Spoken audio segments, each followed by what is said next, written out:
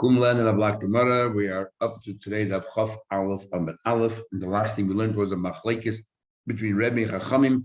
According to Rebbe, if there were two signatures that have to be verified on a star, on a document, so according to Rebbe, each of the witnesses can testify about their own signature, but they need a second witness to join them, to be two witnesses per signature. According to Chachamim, that if both witnesses testify that these are their signatures, it's sufficient. The Gemara explains that the pshat is, according to Rebbe, they're testifying about the signature, so you need two witnesses per signature. According to Chachamim, they're testifying about the event, the contents of this document, and therefore you have two witnesses regarding the documents. The signature is not really the signature; it's what it represents. So the Gemara is asking two lines on top of the page. Pshita. Isn't that obvious? How else can you explain their machlekes? So the Gemara is going to say, you're right, but there's another way of learning that Rabbi Yehuda Hanasi, Rebbe, wasn't sure if they were actually testifying about the money, the contents, or about the signatures, and therefore Rebbe was to be machmer in each situation. And it briefly goes as follows. So Rebbe's machmer, you need two witnesses per signature. That's a chumrah of Rebbe. Why? Because perhaps, maybe, because Rebbe's in doubt, maybe they're testifying about the signatures, so you need two per signature. But also could be they're testifying about the contents, and therefore Rebbe's machmer again. How so? That if, let's say, two people, you have, let's say, Reuven and Shimon signed a document. Reuven finds an ally to join him to verify his own signature, and then the other signature, the other aide died. So you need two witnesses on the other signature. Can Reuven be one of those two witnesses as well about his friend's signature? Now, if they're actually talking about the contents, then we have a problem. Why is that? When the witnesses talk about themselves. Why is that? Because when Reuven testifies about his own signature, if we learn the other way, that they're testifying about the contents, then we don't need a second witness. Reuven is good enough because he's talking about, because he need two witnesses for the full $100, so he's talking about half of that $100. So he's a half a witness, or he's a half of the group of witnesses for the tire star. Then when it comes to other signature, the other person died, so then all you're really doing is verifying the signature. So Reuven will testify that this is my colleague's signature plus another person. Comes out that Reuven is going to be authenticating 75% of the star. So even though Reuven has an ally regarding his signature, the second guy is totally unnecessary. If Reuven is testifying about the contents of the star, then Reuven is perfectly legitimate to testify about half the star. So he is 50% of the star. Then the other 50%, Reuven is going to testify about the signature. He'll be one of two agents, so that means he'll be half of that. That means a quarter. Means together it'll be 75%. That's too much. So maybe if Rebbe will be machmer, Reuven cannot testify about his colleague's signature, because maybe Reuven is testifying about the contents. That's what we would have thought, that Rebbe is not sure, and therefore he's machmer both ways. And that's why he says definitively, no, Rebbe holds that it's the signatures, and therefore Reuven can testify not only about his own signature together with somebody else, he can then testify about his friend's signature. Again, in total, he'll be only 50% of the star, and then the other two Eidim are the other 50%, which is good enough, because this is a Pishnei Eidim, each one should only be half. Says the Gemara. What I just said is what the Gemara, just what the Gemara says. The Rebbe spoke to himself. Maybe Rebbe wasn't so convinced one way or another. They're testifying about the signatures or they're testifying about the contents of the star. The nafkamina, what's the difference? If he wasn't sure, he was sure. The difference would be, let's say Shimon, the other guy died. So you'll need two people to come from the signature to testify that your friend's signature. You need two strangers, and Reuven, the first witness, cannot be that other person, because it could be Reuven, could be we're testifying about Manish of the star, about the contents of the star. So he will be 50% of the star. The fact that he has another witness with him is because the other guy is so totally superfluous. The im kain, if so, kanofik nechiri, but the minor comes out 1/4 less than the full amount, number 75%. Coming out based on one witness. You go to chumrah both ways. The Rebbe mifshet pshitele ben lekula ben chumrah comes to teach you that Rebbe is 100%. Whether it's a kula, whether it's a chumrah, you know Merav. Yehuda is the name Merav. Shnayim hachasumin ala star. And Rabbi Yehuda is the name Merav. Two people are signed on a star, but and one of them died. Srichin shnayim and ashuk lahavid olok. That we need two people in the street to go ahead and to testify about the other person. This is because the Rabbanan hold Almana Shebeshtar Hemeidin. According to the Rabbanan, it is testifying only on the contents. So Reuven is testifying about his signature. He's saying basically on the contents. No, but he's one of the two agents, so he's 50% of the star. And now the other person died, so you have to. They're only testifying on the signature because we don't know the contents. Then you'll need two witnesses. You cannot use Reuven as one of those witnesses for the very reason we just said. We don't want one guy to be 75% and one guy 25. The Zu Rebbe Lekula Malachum. Here, Rebbe Lekula, because according to Rebbe, we're only testifying on the signatures. According to Rebbe, because definitively testifying on the signatures, Rebbe holds that the first witness, Reuven, can testify on his own signature plus his partner's signature, and there'll be another aid with him for each signature. So therefore, Reuven in total is only 50% of the star. What happens? You cannot find two witnesses to verify, authenticate the signatures. What do you do then? But right, so let's say this guy who testifies about his own signature cannot find another person to join him. So what do you do then? Well, let's say I recognize my partner's signature, but I need another aid and I cannot find another aid. So what do you do? Amar Abai says, this the Reuven, the first aid, what he do is very clever. This is what he does. Let him write his signature on a piece of clay. So he writes his signature, he tosses it into Bezdin. So he's not giving any testimony whatsoever. He just throws it on a piece of clay in Bezdin. The Bezdin looks at it and says, yeah, so the Bezdin looks at this signature, and regarding his own first signature, once he testifies about himself, he cannot testify about his friend. We only find one aid regarding his friend. We cannot find a second aid. So that what we do is he makes sure that the first aid, Reuben, is not testifying about himself. How does he do so?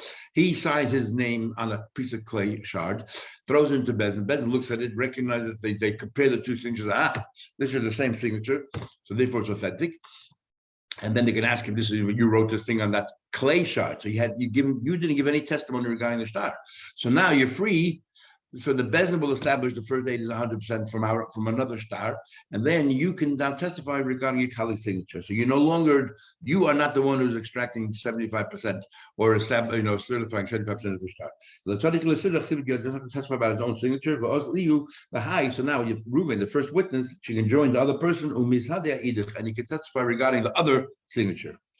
Now, why on a clay shard, why on a parchment? The dafka chaspa. Remember, all he's doing is a signature, because we're very concerned. If you put your signature on a piece of paper with nothing on top of it, what happens? It gets lost. Somebody else comes along, writes down whatever he wants on this thing. I owe $1,000 to Shmedel, and now and because his signature on the bottom, he'll be bound by it. It's a very dangerous thing. Therefore, we have to do a clay shard. And a clay shard, it's not acceptable as a star because things can be easily erased and taken off and on, and nobody will ever know. So we cannot use that as a document. On a parchment, you can tell if something was erased or somebody tampered with the writing there.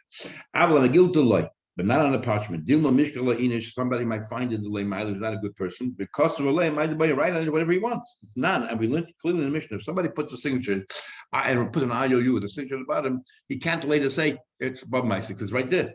If somebody produces an IOU with your signature on the bottom, I cannot use it to collect from property that you unsold because how were they meant to know that you had a loan? It's a very private thing.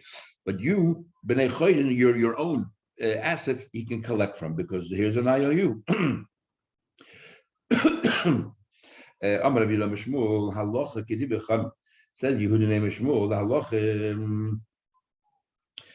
One second. Interesting is that Tracer brings in that the Rif Paskins said if, let's say, somebody produces an IOU document and you deny it, then obviously you're not believed because your signature's right here. But if you say, yes, I know, but I paid it. And now, generally speaking, if you say you paid along with a document, we would ask you back. If you paid it, why in the world is this document still in the lender's hand if you paid it? So we don't believe you. But in the case of an IOU, the fact that the document is still in the lender's hand is not a problem. Then why not? Because according to the Rif, when do we say it's a problem that you left the document if you're hurting your buyers, your purchasers? No, this is a proper document that the lender can go ahead and use if you run out of assets to your purchasers. It's not fair. So therefore, we say that's the chazaka that you would never leave the contract in another guy's hand. But an IOU, you don't care. You trust him. It's your own business. Therefore, it's not an argument. If I said I paid you, I would be believed. Taisa says he has no idea where the Rif made up this distinction that the only time it's an argument of shtarcha b'yodi, my boy, what you start doing in my hand is when you're impacting on lekuchas on other people. What about himself? It doesn't make sense that you paid back somebody a loan and you're going to let him continue holding on to that IOU. You're always going to ask him back for the IOU. Interesting argument. Anyway, further Gemara, Kolon Shmuel says, sorry, if you name Shmuel, we have a rule everywhere. Whenever it's a majority versus a minority, you follow majority. Says he I would have thought halacha could be mechaveira. There's another rule that says that be halacha like that be whatever he's opposed by his colleagues. So we would have thought even if the colleagues in plural, that no, that doesn't work that way. And especially something that makes a lot of sense. We would have thought we should pass like Rebbe. We say we don't. Next Gemara, Rav Chananya, there's three names there. Rav Chananya, that's Nach. Chananya bar Chila, Rav Yehuda said. The other side, Rav Huna bar Yehuda said. Yehuda, Rav Chia bar Yehuda, and said Rav Yehuda. Three different versions of who is the one who said it. Was it Chananya bar Chia, was it Huna bar Yehuda, or was it Rav Chia bar Yehuda? Said to Rav Yehuda. Shmuel actually say that, but who started? So you tell me that that what you testifying about the contents of the shtar. There was a document enough Beidin that was once came out of a bezdin, the Shmuel of the Kosebei. This is what was written on the document. This is how we certified this document. We gave a geshtamke. This is what we saw. It says the Osa Rav Onan Bar Chia. But Rav Onan Bar Chia came along. He testified regarding his own signature, plus the signature of his colleague. So in other words, Reuven, who signed, not only testified about his own signature, but also about his friend's signature. And he came along and he testified about his own signature. So in other words, what do we see from here? You need two witnesses per signature, because not only did he testify by his own, he testified by his colleagues. So you need two witnesses per signature. And in this case of here, because each one at the end of the day, even according to Rebbe, you're talking about the signatures. I'm only part of my signature because I need my colleague to testify, and I'm part of his signature. So each one of us is 50%, good enough. But you need two per signature. According to Chachamim, you don't. According to Chachamim, you testify by the contents, not about the signature itself. Ashar nuhu v'kaimunu. So therefore we decided to certify it, and we enforced it based on what it said the way we see it. So the question is, why would Shmuel, if Shmuel said halacha chachamim, he didn't need each one of the witnesses to testify about his colleague's signature? What's going on here? Amalei, he answered back, who started the Asma? That star that particular star was an unusual instance. It was a star document from orphans who know nothing what's going on. And Shmuel is very concerned when it comes to orphans, you have to go overboard to make sure to protect them. He was worried that they might be a dispute and end up in a bezdin turn. The bezdin is making a mistake, and a bezdin didn't learn the Gemara. Don't think the halacha maybe it's like Rebbe, and they can rule you don't have two witnesses per signature, but throw the document out, and we're going to harm the Yisayim. So therefore, to avoid that, he said, you know what, we're going to go an extra step, and we're going to make sure there's two witnesses per signature, so no bezdin will ever toss it out, and the Yisayim will be protected. The Shmuel didn't leak the halacha Rebbe mechavei. There might be a bezdin out there who thinks the halacha like Rebbe, but let mechavei, and they're going to think that the halacha like Rebbe from Chaver, yeah. For whatever reason, that in this case we're going to follow Rebbe even against his colleagues. You know what? I'm going to do I'm going to go the extra mile. I don't want the assignment to lose out. Again, I'm going to some other things. When it comes to, let's say, you have a star that was signed by two witnesses, then it was brought to a court, and you have three dayanim signing, yes, we approve this star, we tested the veracity of the star, and yes, everything is 100% authentic. And then the borrower comes and challenges the entire star. So we need to authenticate again the signatures. So according to Shmuel, that one of the witnesses there and one of the yonim can testify, you have two eidim, it's a proper star. It's a proper star, it's good enough. And they combine as two eidim. Says the Gemara, how can it be? Said, wow, what a beautiful thing this halacha is. It helps out, makes it a lot easier for the lenders. We don't want to make life too difficult for lenders because they're going to stop lending money. Omar Rav, my Malyusa. Why are you praising this statement? Doesn't make sense. They can't combine two aides. They're saying two different things. The judge knows that the event happened. The judge knows that Reuben, all the judge is testifying is that his signature, that he verified the signatures. But the aide is testifying about the event, that the transaction took place. They're talking about two different things. What the dayan is testifying, the witness is not. And when the witness is testifying, the dayan is not. They're talking about different things, right? The aide is talking about the event, the transaction, and the dayan is talking about the signatures. How can you combine the two? Rami Bar Yecheskel was Rabbi Yehuda's brother. Rabbi Yehuda's father was Yecheskel. There were two brothers. So when Rami Bar Yecheskel came, Omar, he said, Don't listen to the word my brother said, Mashmei de Shmuel, in the name of Shmuel, because he's wrong. You cannot combine the two witnesses. So the Gemara, Ikloi Rabbanoi. So once happened that Rabbanoi met Achva the Rab Chia Barab, the brother Chia Barab. He once happened to be Lemizman Shumsha to sell sesame seeds, and while he was there, Omar Hachi, and he said the following: Omar Shmuel. This is what Shmuel said. Aid v'dayim is not for that. A witness and a judge can combine. It's amazing. In the middle of business, this is what they were doing, talking lumdus. Amar Ameimah said, this a number of generations further. Amar Ameimah said, what a wonderful din that a judge makes life easier for the lender. The Rav Ashi had the same discussion. Rav Ashi said, Rami Bachama was the grandfather of Ameimah. He said, because Avu Adimah, the father of your mother, praised this statement. At Nami Mekausli, therefore you feel bound that you also have to praise it. Kama Percha Rabba. Percha Rabba already repudiated it, doesn't make sense. They're talking about different things, you cannot combine them. Amar Rab Safra, Amar Rab Abba, Amar Rab Yitzchak, we're talking about certifying starters. It says Rab Safra, the name of Rab Abba, the name of Rab Yitzchak Bashmu, but Marta, Amar Rab Huna, Rab Huna, Amar Rab, this time the name of Rab. You have three judges that sat down to verify a star. Two of the judges recognize the signature straight away.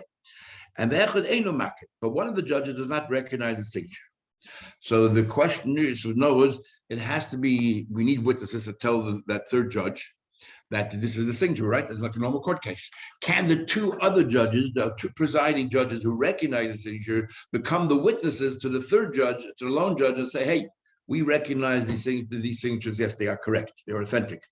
So the din is as follows. As long as they didn't sign, may Eden befun, they can testify because they haven't yet become judges and the wording yet hasn't been, verified. The wording says that we all recognize the signatures, but even though it's not true because they sat and they didn't all recognize the signatures, but nevertheless, because they haven't signed it yet, these words don't take effect. So it's not a lie yet, and they can go ahead and testify to the third judge that they recognize, and then they can all sign. Once the first two sign, and then they turn to the third judge and say, yeah, we know it. They can no longer testify because it's false. It's fraudulent. Because it starts with saying all three judges sat there and we recognize signatures. It's not true. It didn't happen until after they signed already. And note at the time of their signature, it wasn't the Meiser Tlasa. It wasn't all three weren't aware. Saying more further. Forget about the sign. What about the writing? Didn't Papa say the name of the Rav? He said, "Hi, Ashar to the diner. This is the certification documents from a bezdin or the stamp from a bezdin. The diner, the nichte mekame. If it was written before the nechavesade achsim yudayu, before the witness came in and testified and saw their own signatures and made sure that they verified it, is psula is possible." The mizchaze kishikre, it looks like it's a lie because it says there in front of three people we sat there and this star came before us and these two people testified before us. It's all written in the document. How can you write it? But it didn't happen yet. You didn't testify before the third judge yet. So therefore, the document is false. How can you tell me the judges after they, what do you call it? After it was written can testify? It's too late. No, this is what we're saying. Before the document was written, the judges could turn to the third judge and say, yes, we know the signatures, and then they sit down and write the document. And now everything is kosher b'yash. The chayse, mishakosher, once they wrote the document, it was too late to testify before the other person, the chayse man signed. Shmamina class, we glean from here three dinim. Number one, shmamina, Aid Nasadayan. These two judges are going to become aidim. They're going to testify about the signatures, and then they're going to sit there and preside in that court case, and they're going to be judges. So an aid can be a judge. That's number one. Number two, also we know here that judges who recognize signatures, if the judges themselves recognize the signatures, they don't need witnesses to come in before those two judges and to say, yeah, we know the signatures. The judges themselves could be the ones who recognize. And the only one that you need to testify before is the third judge. And the third thing we learn out, let's say all three judges don't recognize signatures, it's insufficient to have witnesses come before two of the judges and then the third one will just follow along. You have to testify before every single judge. They all have to hear it. Because here we see two of them knew about it, and yet they have to testify before the third judge. The question, I understand how you learn from here. I understand, so clear. But judges that recognize the signatures ain't you don't need to testify before them. That's what you want to bring from the story here, because the two judges, they don't have witnesses standing before them. Maybe you do have to, there has to be a testimony even while the two judges are, but they're the ones who are giving the testimony.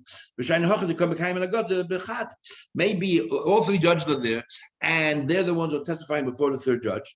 So therefore, it's good enough. Maybe you do need testimony by a court case, but you're having it here because these two judges are testifying before the third. And the third thing you said, as it follows from that, that it also falls away. But the yonin they don't recognize. Maybe you don't need. The shayna is different. You know why you have to over here, since we need some kind of a haggadah, so therefore we have to testify before the person. But if, let's say, you have two witnesses come off the street and testify before two judges, and we recognize signatures, maybe it's good enough, and the third judge can just follow the first two. Right? Because you have haggadah there, as long as in this matter, this commercial matter, we had a testimony being given, that's good enough. Who said that have to be all front of all three? So therefore, the only thing that you prove from here is that an aid can be a judge.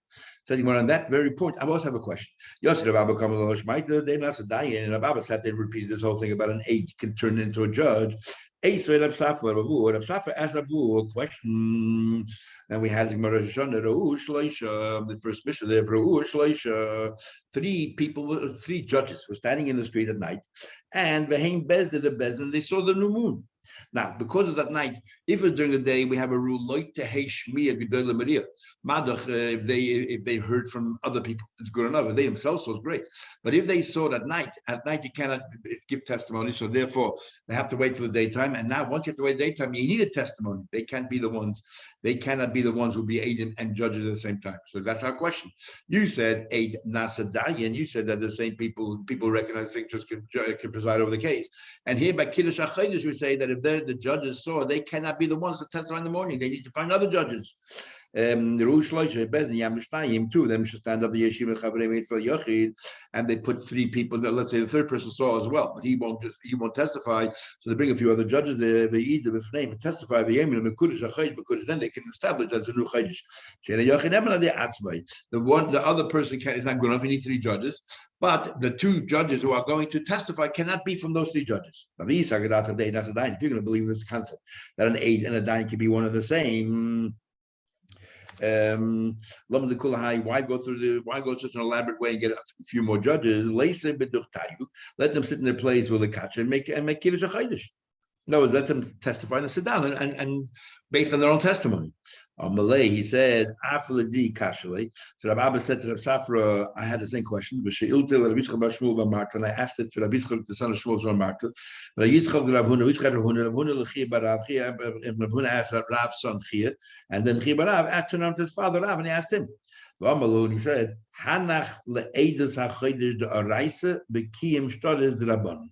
because over here that it's Mahatayda, Kiddush HaChodesh, so therefore we don't want the Eid Dayan to be one and the same.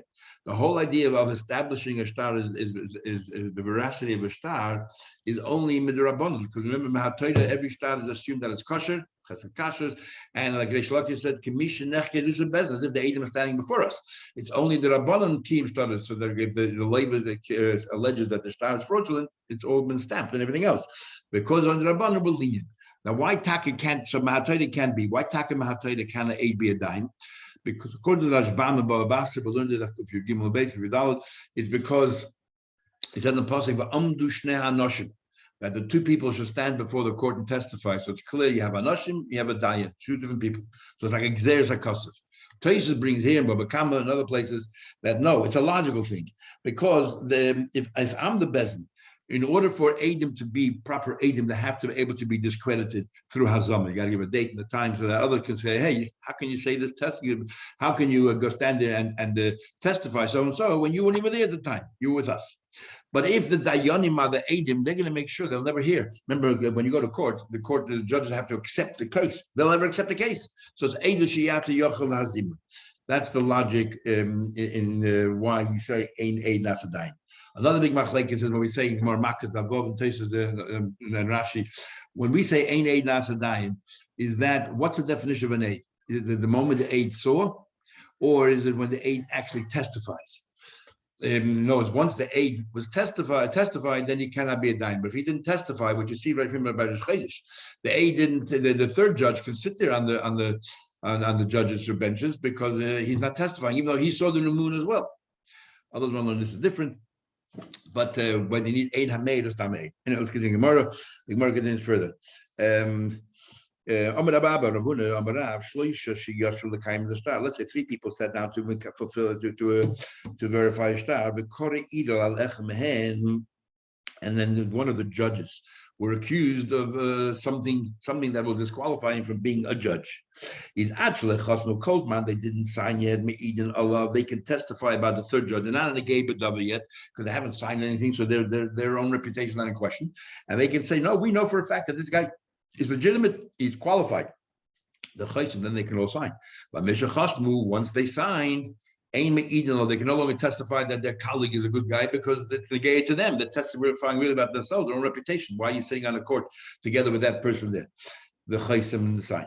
They can no longer testify and sign. Says what kind of allegation are we talking about? If they're coming along saying, hey, that third judge is a ganat, he cannot be trusted, how can he sit there on the judge's bench? If that's what they're saying, so what happens? Two people come into court, and such an allegation has to be backed up. So there'll be two witnesses come to court and say, that third judge is a ganat. These other two judges say, no, he's not, before they sign. So why would they continue going as judges? It's 2 against 2. We said 2 against 2, we leave things the way, we can't just go ahead with it. Today news, 2 against 2. And therefore, 2 against 2, you don't become kosher. It's not good enough yet to become kosher. So how can you proceed and use that judge? What if they testify before they sign? And if we're talking about it, they say, look, this person is not qualified. For example, he's an eved, he's a slave. He's not qualified to be a judge. He's gil milsa balmu. Then these two judges should be believed even after they signed, and even though they're in a gay b'dava, because they're not giving really testimony. Only it is gil milsa. Gil milsa means that tomorrow everybody can find out. You can check it out. Is he an eved? He's not an eved. And we learned during Mori Yavama is that a gil milsa is not really edus. A gil milsa is not a question of edus. It's just revealing a fact that everybody knows anyway. So Moshe, what's going on here? We're talking about an accusation of Gazlan. But what are these two judges saying? Why do we believe them and they can continue? They're not saying that he's not a Gazlan. They're not disputing the first two words. You know what they're saying? These two remaining judges say, Yadin, we know the Avad Shuvah. We know that he did Shuvah. And therefore his testimony can be accepted. Okay, we'll stop over here.